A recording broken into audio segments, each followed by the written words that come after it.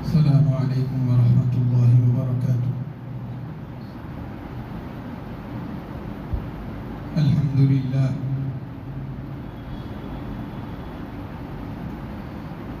نحمده ونستعینه ونستغفره ونؤمن به ونتوکل علیہ ونعوذ باللہ من شرور انفسنا ومن سیئات اعمالنا من يهده الله فلا مضل له ومن يضلله فلا هادي له ونشهد أن لا إله إلا الله وحده لا شريك له ونشهد أن سيدنا ونبينا ومولانا محمدا عبده ورسوله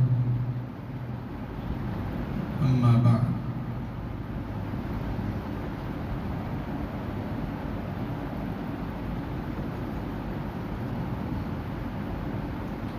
أعوذ بالله من الشيطان الرجيم بسم الله الرحمن الرحيم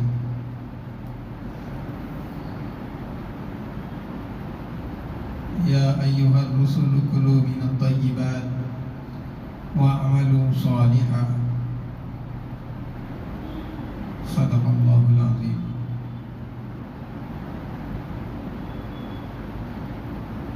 معزز سامعین اکرام،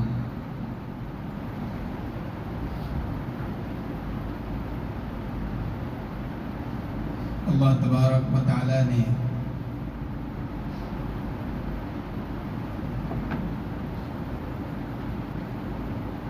انسان کو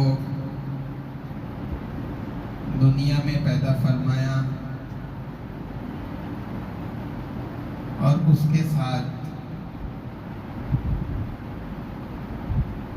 کچھ ضرورتوں کو وابستہ کر دیا۔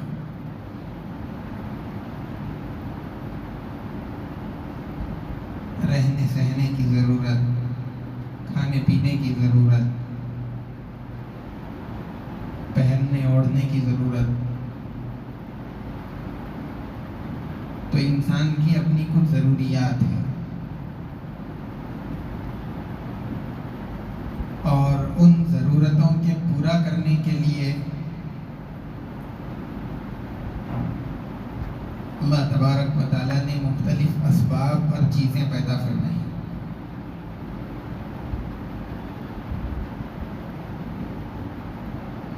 انہی چیزوں میں سے ایک ہے روپیہ، پیسہ اور مال۔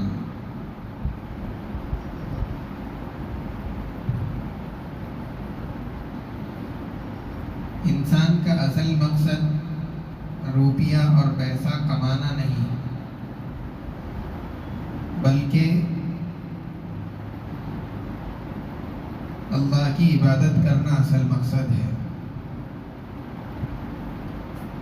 آدمی یکسوئی کے ساتھ، دل جمعی کے ساتھ، پوری توجہ کے ساتھ اللہ کی عبادت اسی وقت کر سکتا ہے جب آدمی کی ہر ضرورت وقت پر پوری ہو جائے، وقت پر سونا ہو جائے، ٹھیک آرام مل جائے، رہنے کے لیے اچھی جگہ ہو، پہننے کے لیے ٹھیک کپڑے موجود ہو، بھوک مٹانے کے لیے روزی اور کھانے کا انتظام ہو۔ جب اس کی ضروریات پوری ہوتی رہیں گی تو اس کا دل اللہ کی عبادت کے اندر لگا رہے گا۔ اور یہ جو پیسہ ہے، یہ جو مال ہے، وہ ان سب ضرورتوں کو پورا کرنے کے لیے ہے۔ تو حقیقتاً اللہ تبارک و تعالیٰ نے مال اور روپیہ جو پیدا فرمایا، بنایا ہے، وہ اسی لیے تاکہ انسان اس کو استعمال کر کے اپنی ضرورتوں کو پورا کرے اور میری عبادت میں آرام کے ساتھ لگا رہے۔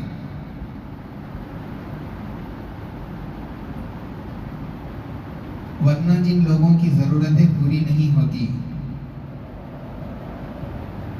ہمارے معاشرے کے اندر کئی ایک لوگ ایسے نظر آئیں گے جن کے پاس رہنے کے لیے صحیح گھر نہیں ہے،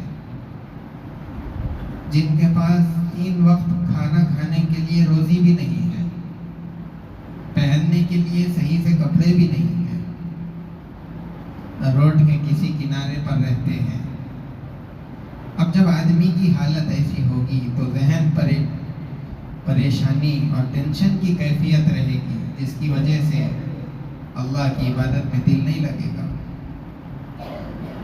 تو اللہ تبارک و تعالیٰ نے مال اس لیے بنایا ہے تاکہ انسان اپنی ضرورتوں کو پورا کر کے اطمینان کے ساتھ میں اللہ کی عبادت میں لگا رہے، اللہ کی طرف متوجہ رہے۔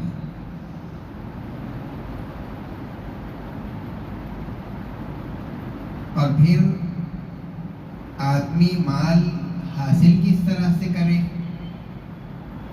اس سے متعلق بھی تفصیلی احکامات شریعت کے اندر بتا دیے گئے ہیں کہ آدمی کو حلال مال کمانا ہے اور حرام سے اجتناب کرنا ہے اور بچنا ہے۔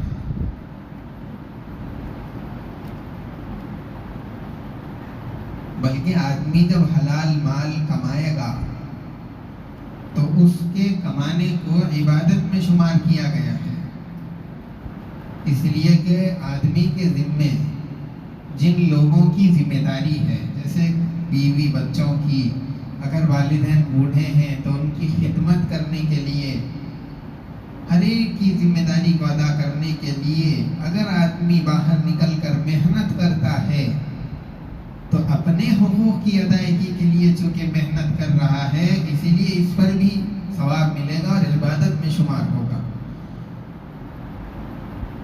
عبادت صرف نماز روزے کا نام نہیں ہے، آدمی اپنے پیسے کمانے کو بھی عبادت بنا سکتا ہے۔ اس کے اندر آدمی کی یہ نیت ہونی چاہیے کہ تاکہ میں ان پیسوں کے ذریعے سے بیوی کا مجھ پر جو حق ہے وہ میں ادا کروں، اپنے بچوں کی اچھی تربیت کروں، اخلاقی، دینی، ہر اعتبار سے۔ یہ نیت رکھ کے اگر آدمی کمانے کے لیے، محنت کرنے کے لیے گھر سے باہر نکلتا ہے تو اس کا نکلنا، اس جگہ پر پہنچ کر کے رات تک، شام ہونے تک محنت کرتے رہنا، سارا عبادت میں شمار ہوگا۔ اور پھر محنت کرنے والوں کو پسند کیا گیا ہے۔ ایسے لوگ اسلام اور شریعت کے اندر، بلکہ اللہ کی نظر میں بھی پسندیدہ ہے، جو حلال کمائی کے لیے جد و جہد اور محنت کرتے ہیں۔ اللہ تعالیٰ ایسے بندوں کو پسند فرماتے ہیں۔ اور پھر حلال کمائی کے لیے اس قدر اللہ کے رسول صلی اللہ علیہ وسلم نے تو یہاں تک فرما دیا کہ اسلام میں جو چیزیں فرض ہیں، ان فرائض کے بعد حلال مال کا کمانا وہ اس کے بعد کا فرض ہے۔ اتنا بڑا مقام حلال کمائی کو دیا گیا ہے۔ آدمی جو کچھ بھی کما رہا ہے، جس لائن میں بھی محنت کر رہا ہے، آدمی کی سب سے پہلے نظر اس پر رہنی چاہیے کہ آیا میں جس لائن میں اور جس فیلڈ کے اندر میں کام کر رہا ہوں، جس سے میں پیسہ کما رہا ہوں، یہ حلال ہے یا حرام ہے، اس پر آدمی کی نظر ہونی چاہیے۔ اب جب وہ میدان اور وہ ذریعہ جس سے آپ پیسہ کما رہے ہیں حلال ہے تو اس کے اندر محنت کریے، اس پر آپ اللہ کی طرف سے اجر بھی ملے گا۔ اللہ کے رسول صلی اللہ علیہ وسلم کے اس سلسلے میں بے شمار روایات اور آپ کی بے شمار احادیث کتابوں کے اندر موجود۔ اللہ کے رسول صلی اللہ علیہ وسلم نے یہاں تک فرمایا کہ اگر کوئی آدمی حلال مال کماتا ہے، اپنے اوپر خرچ کرتا ہے اور دوسروں پر اس کو خرچ کرتا ہے، تو آدمی کے لیے وہ خرچ کرنا بھی صدقہ، اور اس کا دوسری روایت کے اندر فرمایا اس کا یہ خرچ کرنا اپنے اوپر اور دوسروں کے اوپر، اور دوسرے کو کھانا کھلانا اور خود کھانا، دوسرے کو کپڑا پہنانا اور خود اس سے کپڑے پہننا، یہ آدمی کے لیے پاکیزگی کا ذریعہ ہے۔ اسی طریقے پر ایک اور روایت کے اندر یہ بات فرمائی، اللہ کے رسول صلی اللہ علیہ وسلم اپنے صحابہ کے ساتھ میں ایک مجلس میں بیٹھے ہوئے تھے۔ اچانک ایک نوجوان پہاڑی راستے سے اتر کر کے اللہ کے رسول صلی اللہ علیہ وسلم کی خدمت میں آئے۔ صحابہ کرام رضوان اللہ علیہم اجمعین اس آنے والے نوجوان کو دیکھ رہے ہیں، اور آپس میں صحابہ نے یہ آہستہ سے آپس میں یہ کہنے لگے کہ کاش یہ نوجوان اپنی نوجوانی، اپنی طاقت اور قوت، اپنی محنت سب کچھ اسلام کے لیے صرف کر دیتا اور اللہ کے راستے میں اس کو خرچ کرتا تو کیا ہی اس کے لیے اچھا تھا۔ اللہ کے رسول صلی اللہ علیہ وسلم نے یہ بات سن لی اور آپ نے ان صحابہ سے فرمایا، کیا تمہارا یہ خیال ہے کہ اللہ کا راستہ وہی ہے کہ آدمی میدان کے اندر جا کر کے دوسرے دشمنوں کو قتل کرے اور خود قتل ہو جائے؟ کیا تم اسی کو اللہ کا راستہ سمجھتے ہو؟ نہیں، جو آدمی اپنے والدین کے لیے محنت اور کوشش کرتا ہے وہ بھی اللہ کے راستے میں جہاد کرنے والا، جو آدمی اپنے اہل و عیال کے لیے نکل کر محنت کرنے والا ہے وہ بھی اللہ کے راستے میں جہاد کرنے والا، اور جو آدمی خود اپنے لیے محنت کرتا ہے تو وہ آدمی بھی اللہ کے راستے میں ہے۔ ہاں، جو آدمی مال بڑھانے کے واسطے محنت کرتا ہے تو وہ آدمی شیطان کے راستے میں۔ اللہ کے رسول صلی اللہ علیہ وسلم نے حلال مال کمانے کی اس کے اندر کتنی بڑی فضیلت بتائی، اس کو جہاد کے برابر بتلایا۔ آدمی اپنے ماں باپ کے لیے کمائے، اپنے اہل و عیال کے لیے کمائے تو یہ سب کچھ اس کے لیے نیکی بن جاتا ہے۔ اسی لیے حلال مال کمانا چاہیے، اور جہاں پر حرام کا شائبہ بھی ہو جائے، جو مال مشتبہ ہو، اس سے اور ایسے ذرائع سے اپنے آپ کو دور رکھنا چاہیے اور ان چیزوں سے اپنے آپ کو بچانا چاہیے۔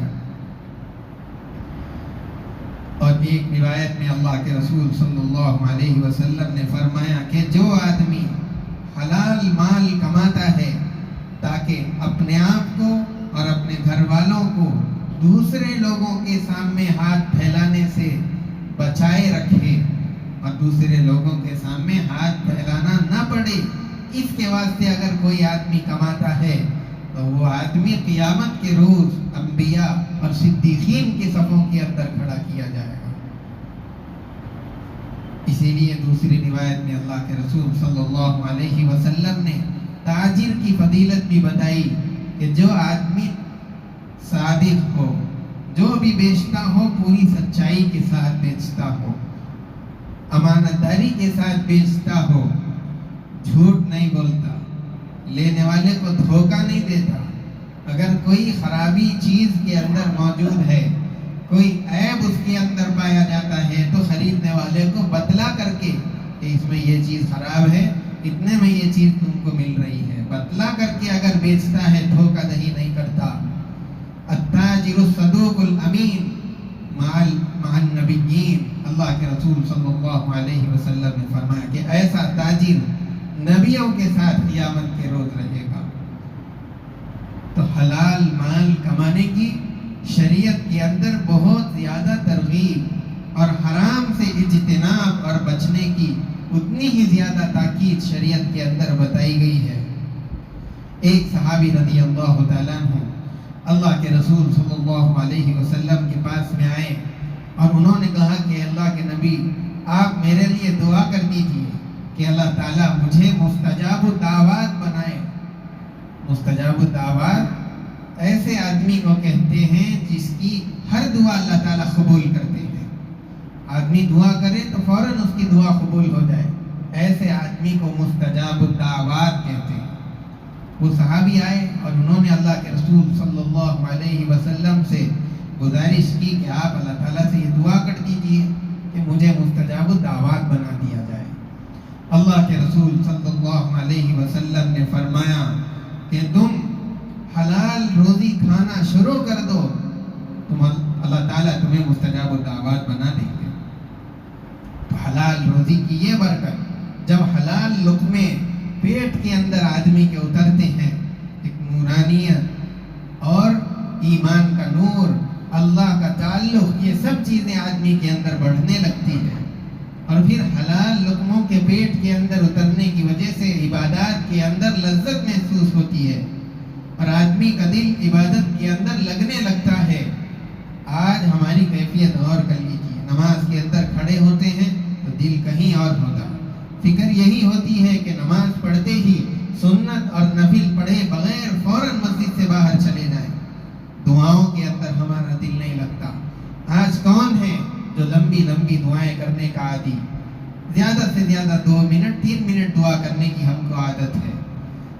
اللہ والے کیسے کیسے، اور خود نبی رحمت صلی اللہ علیہ وسلم کی نماز کئی سورہ بقرہ، سورہ آل عمران، پھر سورہ نساء اور سورہ مائدہ، یہ ساری بڑی بڑی صورتیں جو ہیں وہ ایک ایک رکعت کے اندر، حضرت عثمان رضی اللہ تعالیٰ عنہ 1-2 رکعت کے اندر پوری قرآن کریم کی تلاوت، عبادت کے اندر دل لگتا تھا، اس لیے کہ ان کی کمائی حلال، ان کی روزی حلال، ان کا کھانا حلال، ان کا پہننا حلال، سب کچھ حلال تھا، اس لیے دعاؤں میں بھی مزہ آتا تھا، اللہ سے مانگنے میں دل لگتا تھا، عبادتوں کے اندر توجہ رہتی تھی۔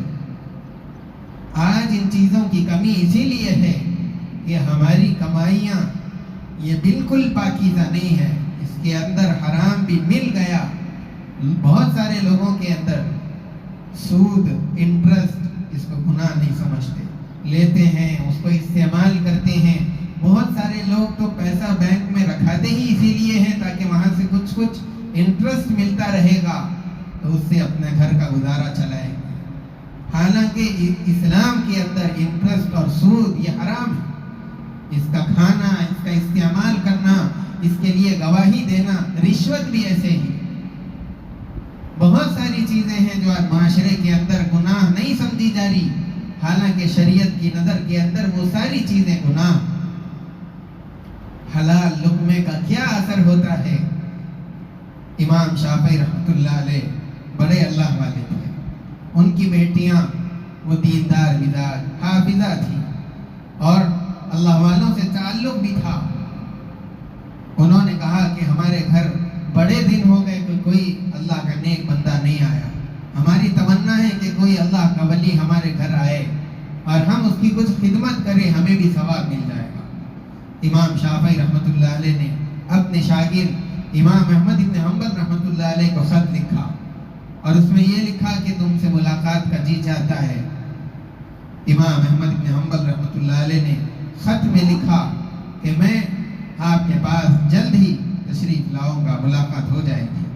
ایک وقت آیا کہ وہ چل کر کے اپنے استاد امام شافعی رحمۃ اللہ علیہ کے گھر آ گئے۔ اب بچیاں چونکہ ان کو یہ پتا تھا کہ ایک اللہ کے نیک بندے آنے والے ہیں، انہوں نے اچھا سا کھانا بنایا اور پھر انہوں نے یہ سوچا کہ پہلے ان آنے والے اللہ والوں کے پاس کھانا بھجوا دیتے ہیں اور وہ جو کچھ کھا لیں گے اس میں سے جو بچ کر کے آئے گا ہم بھی اس میں سے تھوڑا تھوڑا برکتاً کھا لیں گے۔ یہ سوچ کر کے انہوں نے کھانا بھجوا دیا۔ اب امام احمد بن حنبل رحمۃ اللہ علیہ جب کھانا کھانے کے لیے بیٹھے تو جتنا کھانا اندر سے آیا تھا سارا ختم کر دیا، برتن خالی ہو گیا اور خالی برتن اندر بھیج دیا۔ جب برتن دیکھتی ہیں بیٹیاں تو بات سمجھ میں نہیں آئی۔ انہوں نے کہا کہ آپ تو کیا، ابا جی تو کہہ رہے تھے کہ کوئی اللہ کے نیک بندے آ رہے ہیں، بڑے اللہ کے ولی ہیں، اور انہوں نے تو پورا کھانا کھا لیا۔ اپنے ابا جی سے شکایت کی، انہوں نے کہا کہ اب عشاء کا وقت ہو رہا ہے، ان باتوں کا وقت نہیں ہے۔ یہ کہہ کر کے وہ دونوں امام شافعی اور امام احمد بن حنبل رحمہ اللہ دونوں نماز کے لیے چلے گئے۔ اب بیٹیاں گھر کے اندر تھی، انہوں نے سوچا کہ رات کو کوئی تہجد پڑھیں گے، اس کے لیے مصلی کی ضرورت پڑے گی، وہاں پر ایک جائے نماز رکھ دی اور وضو کے لیے پانی لوٹے کے اندر رکھ دیا کہ وضو کرنے کی ضرورت پیش ہوگی تو یہ پانی استعمال کریں گے۔ اب وہ دونوں نماز پڑھ کے واپس آ گئے اور امام احمد بن حنبل رحمۃ اللہ علیہ اپنے کمرے کے اندر چلے گئے جہاں ان کا قیام تھا۔ وہاں پر جائے نماز بھی رکھی ہوئی ہے، پانی کے لیے وضو بھی رکھا ہوا، وضو کے لیے پانی رکھا ہوا ہے، وہاں جا کر کے لیٹ گئے۔ اور پھر جب صبح کا وقت ہوا تو وہاں سے نکل کر کے مسجد کو چلے گئے۔ اب بیٹیاں چونکہ اندر گئی کمرے کی صاف صفائی کے لیے تو انہوں نے دیکھا کہ جس طریقے سے جائے نماز رکھی تھی ویسے ہی رکھی ہوئی ہے اور جو پانی کا لوٹا بھر کر کے پانی رکھا تھا پانی ویسے کا ویسا رکھا ہوا ہے، ایک قطرہ بھی اس کے اندر سے استعمال نہیں ہوا۔ اب ان کو اور زیادہ شک ہو گیا کہ یہ کیسا اللہ کا ولی ہے کہ وضو کے لیے نہ پانی استعمال کرتا ہے نہ نہ اس نے تہجد کی نماز پڑھی، جیسے مصلی رکھا تھا ویسے ہی پڑھا ہوا ہے۔ اور پھر حد تو یہ کہ فجر کی نماز کو بھی چلے گئے اور وضو بھی نہیں کیا، پانی ویسے کا ویسا۔ جب والد صاحب آئے اور وہ مہمان بھی آیا، بیٹیوں نے اپنے ابا سے کہا کہ یہ ماجرا ہے، یہ کیسے اللہ کے ولی ہے، ذرا پوچھیے تو صحیح۔ امام شافعی رحمۃ اللہ علیہ اپنے شاگرد سے پوچھنے لگے کہ کیا بات ہے، کل رات میں تم نے پورا کھانا کھا لیا؟ بیٹیاں شکایت کرنے لگی، اور انہوں نے پانی، وضو کے لیے پانی بھی رکھا تھا اور نماز پڑھنے کے لیے تہجد کی مصلی بھی رکھا تھا، تم نے نہ تہجد پڑھی، نہ فجر کے لیے، نہ تہجد کے لیے وضو ہی نہیں کیا، پانی استعمال ہی نہیں کیا، کیا ماجرا ہے آخر میں؟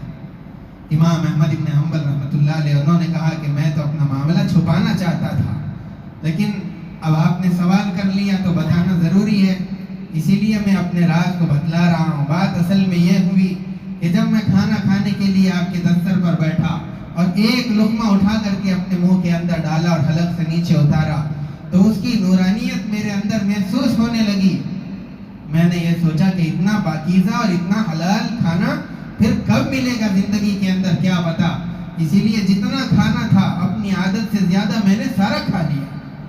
اور پھر اس کے بعد میں عشاء کی نماز پڑھ کے جب بستر پر لیٹ گیا تو اس کھانے کی اور اس حلال روزی کی نورانیت اور اس کی برکت کی وجہ سے ہوا یہ کہ میں لیٹے لیٹے ہی ایک آیت کو، اپنے قرآن کریم کی آیت کو ذہن کے اندر سوچنے لگا، اور پھر سوچ کر کے اس ایک آیت سے مسئلے نکالنے لگا۔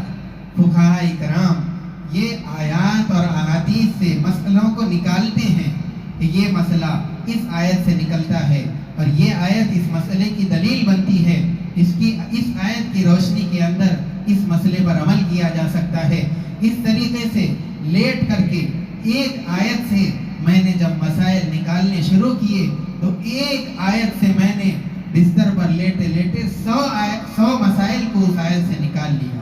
اور پھر جب میں اپنی اس کام سے فارغ ہو رہا تھا مسائل کے نکالنے کے، فجر کی اذان ہو گئی، اور پھر میں چونکہ عشاء کے وضو سے تھا ہی، اسی وضو سے میں نے فجر کی نماز کے لیے چل دیا۔ تو حلال روزی جب پیٹ کے اندر جاتی ہے تو نورانیت اس طریقے سے انسانوں کے دلوں کے اندر، زندگیوں کے اندر پیدا ہوتی ہے۔ کتنا زیادہ احتیاط! امام اعظم ابو حنیفہ رحمۃ اللہ علیہ، ان کا بھی بڑا مشہور واقعہ، بڑے تاجر تھے، کپڑوں کی تجارت تھی۔ ایک مرتبہ ان کی تجارت کرتے ہوئے ایک ایسا کپڑا آ گیا جس کے اندر عیب تھا، کچھ خرابی تھی۔ انہوں نے اپنے غلام سے کہہ دیا کہ جب لوگ اس کپڑے کو خریدنے کے لیے آئیں تو اس کا عیب بتا کر کے ان کو بیچنا، چھپا کر کے مت بیچنا۔ آج کل تو تاجر اگر اس کا کوئی نوکر کپڑے کے عیب کو چھپا کر کے دوسرے کو بیچ ڈالے تو اس کو شاباشی دیتے ہیں، واہ کیا کام کیا، اور اس کو سمجھداری سمجھتے ہیں اور اس نوکر کو ہوشیار سمجھتے ہیں۔ حالانکہ یہ اسلامی طریقہ نہیں ہے، بلکہ اسلام تو یہ سکھاتا ہے کہ اگر کوئی عیب ہے تو اس کو بتلا کر کے بیچو، پھر اگر وہ لینا چاہے تو دو، اور اگر لینا نہ چاہے تو اس کو واپس لے لو۔ الغرض امام ابو حنیفہ رحمۃ اللہ علیہ نے اپنے نوکر سے کہہ دیا اور چلے گئے۔ ہوا یہ کہ کوئی گاہک خریدنے کے لیے آیا اور بہت سارا کپڑا لے گیا، اس کے اندر وہ کپڑا بھی چلا گیا اور اس نوکر نے اس کو بتلانا بھول گیا وہ عیب جو تھا۔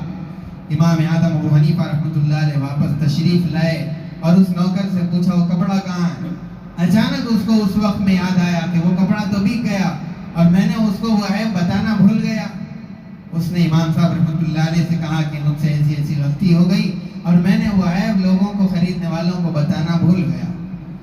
امام اعظم ابو حنیفہ رحمۃ اللہ علیہ جس شہر کے رہنے والے تھے، پورے شہر کے اندر اعلان کرایا کہ ایسا ایسا کپڑا کس نے خریدا، اور اگر کسی نے خریدا ہے تو وہ مجھ سے ملاقات کرے۔ بالآخر تلاش کرتے کرتے وہ خریدنے والا مل گیا تو اس کے سامنے معذرت کی کہ ہم سے غلطی ہو گئی، ہمارے خادم اور نوکر نے یہ غلطی کر دی اور بتائے بغیر ہی آپ کو وہ کپڑا بیچ دیا۔ اگر اب آپ کو اختیار ہے، چاہے تو وہ کپڑا آپ رکھ لیجئے اور نہیں چاہیے تو اس کو واپس کر دیجئے، اپنی قیمت لے کر چلے جائیں۔ تو تاجر اس طرح ہونا چاہیے، پوری امانت داری کے ساتھ۔ اور پھر گزشتہ قوموں کے اندر بگاڑ، حضرت شعیب علیہ السلام کی قوم کے اندر اللہ کا عذاب اسی لیے آیا تھا کہ وہ ناپ تول کے اندر کمی کرتے تھے. اناج کے بیچنے والے، پھل فروٹ کے بیچنے والے، اوپر اچھے اچھے سیب، اچھا اچھا ڈھیر، لیکن اندر داغدار سیب، داغدار پھل. نہیں، یہ دھوکہ دہی آپ کے لیے آخرت کا وبال بنے گی. آپ جس طرح کا بھی مال بیچ رہے ہو، صاف صاف بتا کر کے بیچیے. اگر دنیاوی 1-2 روپے کا نقصان ہوتا ہے تو اس کو برداشت کر لیجیے. کہیں ایسا نہ ہو کہ یہ 1-2 روپے کی چکر کے اندر آپ کی آخرت برباد ہو جائے. حلال کمائی آدمی کی ہونی چاہیے. بہت زیادہ اس کے برکات اور بہت زیادہ فضائل اللہ کے رسول صلی اللہ علیہ وسلم نے روایت کے اندر بیان فرمائے. اللہ تبارک و تعالی ہم تمام کو حلال روزی کمانے کی توفیق دے اور ہم سب کی حرام ایک بھی لقمہ ہمارے حلق سے اندر اتر جائے. اس سے اللہ تعالی ہم سب کی حفاظت فرمائے. وصلی اللہ وسلم علی سیدنا محمد وعلی آلہ واصحابہ اجمعین وآخر دعوانا الحمدللہ رب العالمین. جو حضرات سنت نہیں پڑھے سنت پڑھیں.